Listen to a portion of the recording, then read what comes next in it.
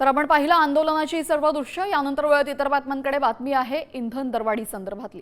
Petrol diesel दरवाढी आणि वाढत्या महागाई विरोधात नागपुरात शरद पवारांच्या राष्ट्रवादी काँग्रेसनं मोठं आंदोलन केलं। संविधान चौकातनं सायकलवरनं या मोर्चाची सुरुवात करण्यात आली। कार्यकर्ते जिल्हाधिकारी कार्यालयावर धडक देणार। या आंदोलनात माजी गृहमंत्री अनिल देशमुख स्वतः सहभागी झाले।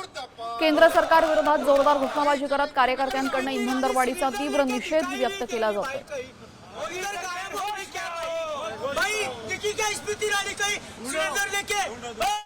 केंद्र शासनाच्या आणि राज्य शासनाच्या चुकीच्या पावलामुळे ज्या पद्धतीनं डिझेल, पेट्रोल आणि गॅसच्या किमती वाढल्या आहेत, त्या किमती कमी कराव्या यासाठी आम्ही सायकल मोर्चाचं या ठिकाणी आयोजन केलेलं आहे। या बाबतीत लवकरात लवकर केंद्र शासन आणि राज्य शासनाने पावले उचलून पेट्रोल, डिझेल, गॅसच्या किमती कमी कराव्या यासाठी आम्ही हा मोर्चा काढलाय।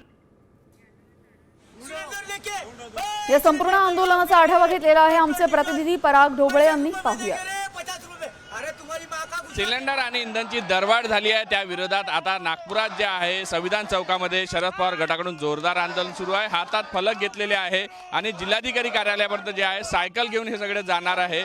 काय त्यांच्या नेमक्या मागण्या आपण ते सुद्धा जाणून घेणार आहोत आणि ज्या पद्धतीने गेल्या काही दिवसांमध्ये मोठ्या प्रमाणात सिलेंडरची दरवाढ झाली आहे त्याचा फटका जो आहे सर्वसामान्य बसत आहे, त्यासाठीच हे खरं तर आंदोलन जे आहे ते केलं जात आहे। मोठ्या प्रमाणात जो आहे घोषणाबाजी या ठिकाणी दिल्या जात आहे। सायकली घेऊन आलेल्या खरं तर सायकलने जिल्हाधिकारी कार्यालयापर्यंत हे सगळे जाणार आहे आणि मोठ्या प्रमाणात जो आहे हा सगळा संतोष जो आहे तो व्यक्त करण्यासाठी या ठिकाणी मोठ्या प्रमाणात जे आहे पदाधिकारी एकत्र आलेले आहे आणि आपलं आंदोलन या ठिकाणी करत आहेत। दरवाढीचा जो फटका बसलाय त्या विरोधात हे आंदोलन सुरू आहे। व्हिडिओच्या सौरभ बोलेसह पराग ढोबळे, साम टीव्ही न्यूज, नागपूर।